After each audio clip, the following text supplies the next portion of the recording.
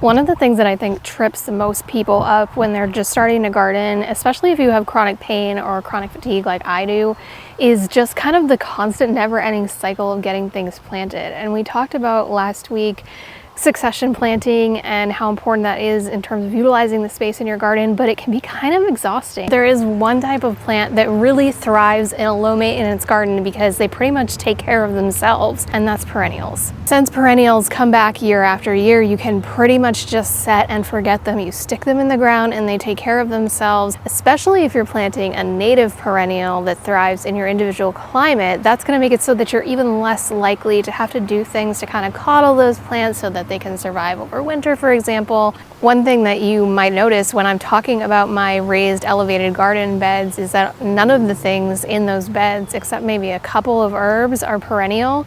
And so we're actually going to be taking a look into some other areas of my garden, because for perennial plants, I have not been really sticking them in these elevated beds. I've been sticking them in ground, and that's the only time I will stick a plant directly in the ground. Because I hate gardening in the ground, it's really hard on my body. The only time I'm gonna do it is when I know it's a plant that I'm gonna be able to just stick there and not ever have to check on again. If you haven't been watching my channel since last summer, you might not even know that I have any garden space outside of these elevated beds, because that's what we've been focused on planting over the last few weeks, since this is where most of my annuals end up. I really don't have any perennials in these elevated raised beds.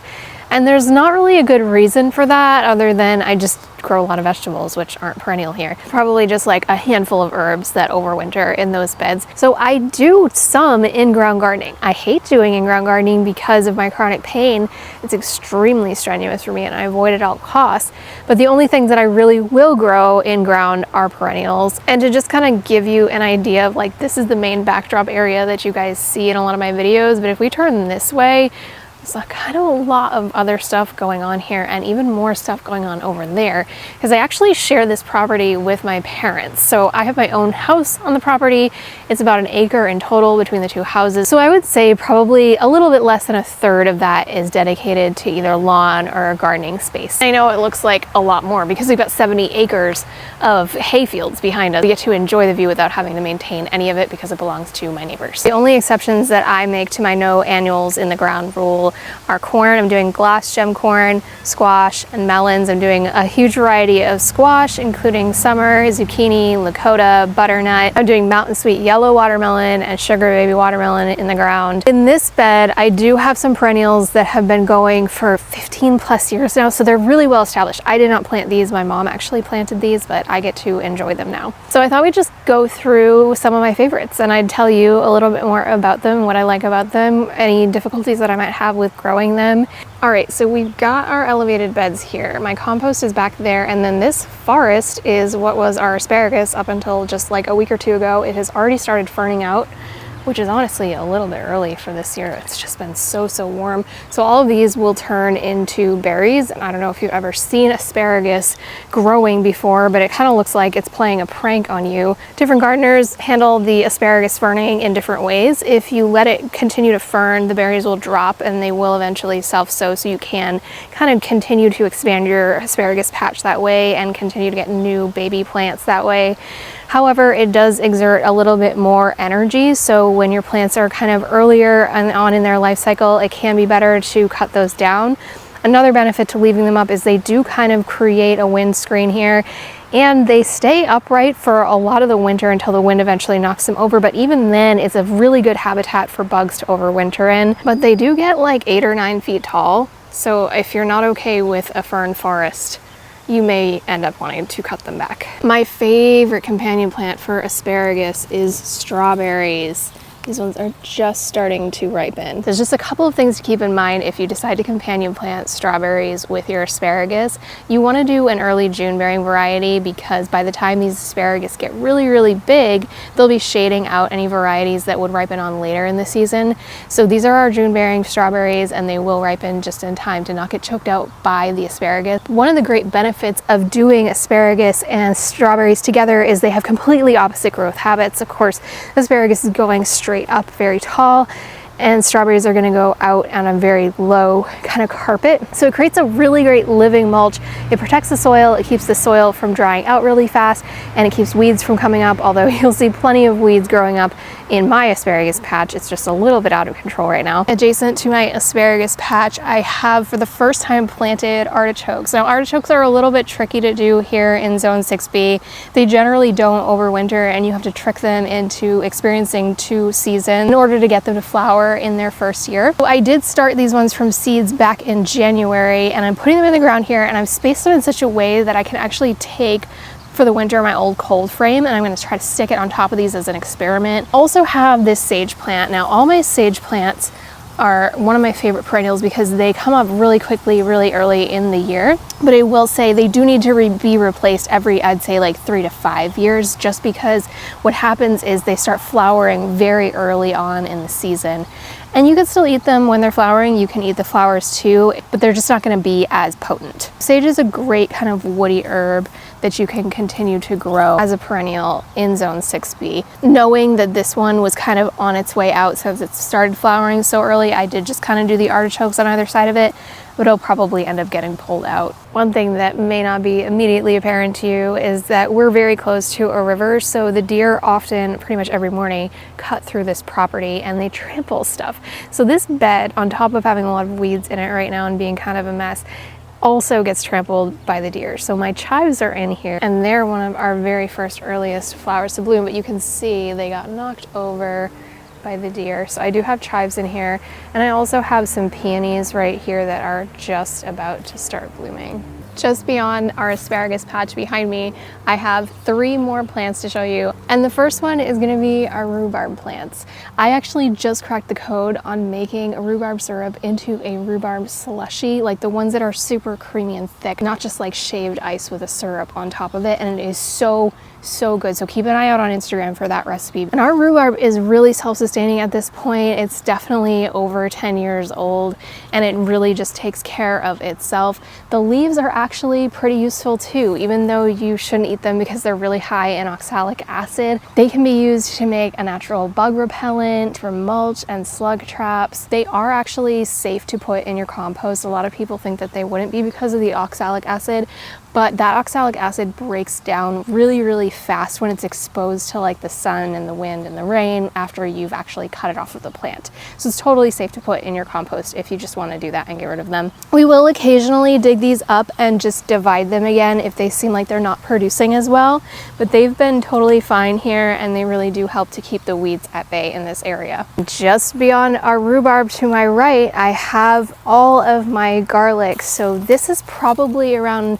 150 to 200 cloves of hardneck garlic that is just about to start producing its scapes for the year, which is one of my favorite harvests ever. So I'm hoping to do a whole video on that, the garlic harvest as well.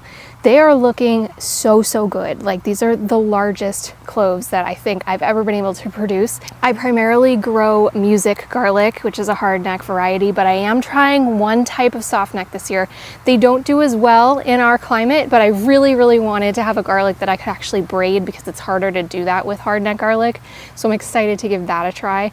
But garlic is one of those things, again, it's not perennial, but it stays in the ground for 9 months out of the year, and I just find it is so low maintenance, so easy. I never fertilize in here at all. We just do a straw mulch to keep everything down, and they are just on their own and they do great. I have to say, garlic is one of my favorite crops of all time, which is funny because it's an in-ground crop and it's not something that I really talk about a lot because I just set it and forget it.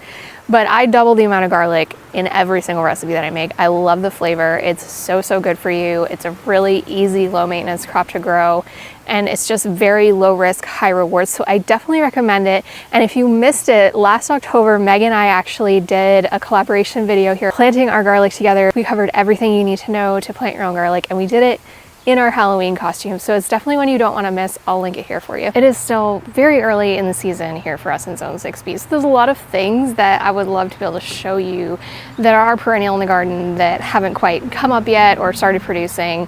But some of them are blueberries, blackberries, grapes, honeysuckle, anything in the berry kind of vining family. Although I will say we stay away from raspberries because they just tend to pop up everywhere once you have them. In early spring, we're looking for daylilies. Those are actually edible perennials as well.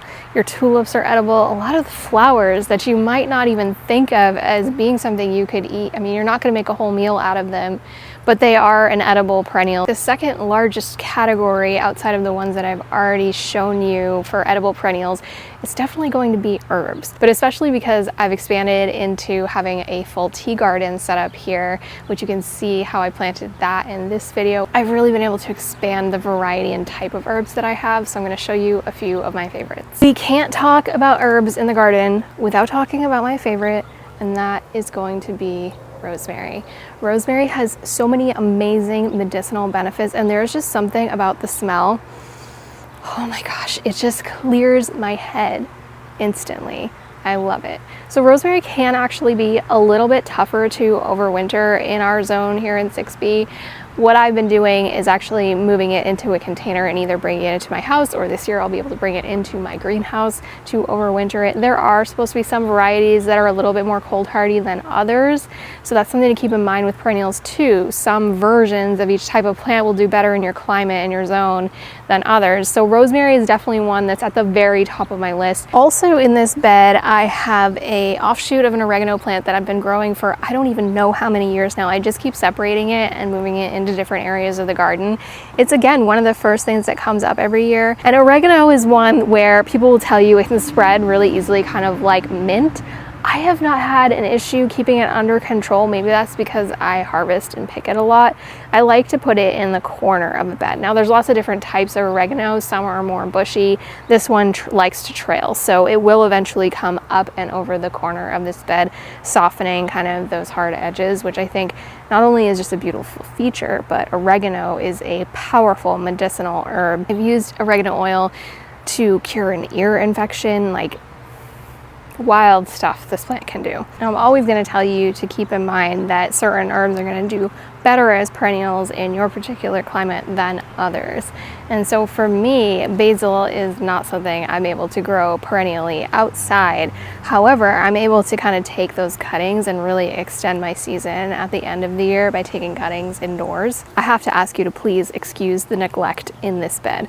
What happens is every spring I get all my annuals in, and it takes up so much time that these perennial beds just get out of control. To be honest, the lavender in this bed is so well established that a couple of weeds here and there don't really bother it. So it's more an aesthetic thing than a functional thing that I have to deal with. Lavender is one of my favorite smells in the world, probably next to rosemary. I actually, for the longest time, harvested lavender and dried it and sold it as culinary lavender to my community on Instagram. And I'm considering whether or not that's something we're gonna start doing again if we start offering like more tea ingredients from the garden that you guys might be interested in. So let me know if you would actually want that. But lavender is such an easy plant. It's a Mediterranean plant, and all I can say is it thrives on neglect. So anytime anyone tells me that they've had difficulty with growing lavender, I ask them what they're doing, and almost always the answer is too much. Lavender really thrives on neglect. It likes to be ignored. It does not like to be watered. I never water this bed. And all of these shrubs were started from individual single stems that I propagated off of another much larger bed that we have toward the front of the house. It just amazes me how easy it is to propagate. So this is something where perennials in particular propagate very, very well. And I have a whole list of perennials that propagate well that I'm gonna pop down in the description if you want to grab that. But lavender is one of my favorites to propagate because it's an expensive plant to buy. And if you can grow it from propagations, you can just buy a single plant and continue to multiply it over the years. Now, I know I said I don't grow any onions, but I have to tell you, I was lying.